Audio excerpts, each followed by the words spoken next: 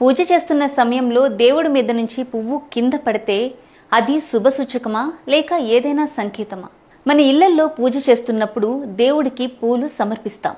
అయితే ఒక్కోసారి అలా పూజ చేస్తుండగానే దేవుడి విగ్రహం లేదా ఫోటో మీద పెట్టిన పువ్వు కింద పడిపోతుంది.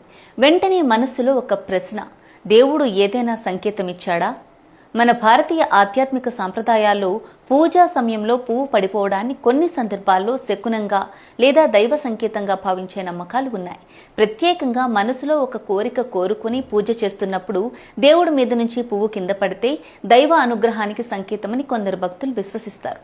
అయితే పువ్వు ఏ దిశలో పడింది, ఎప్పుడు పడింది అనే విషయానికి కూడా కొన్ని ప్రాంతీయ సాంప్రదాయాల్లో ప్రత్యేక అర్థాలు చెబుతారు. కుడివైపు పడితే శుభం, ఎడమవైపు పడితే కొంత ఆలస్యం లేదా జాగ్రత్త అవసరం అని కొన్ని శకున విశ్వాసాలు చెబుతాయి. కానీ ఇవి ప్రాంతాన్ని బట్టి మారే సాంప్రదాయ నమ్మకాలు మాత్రమే. మరి పువ్వు నిజంగా ఎందుకు పడుతుంది?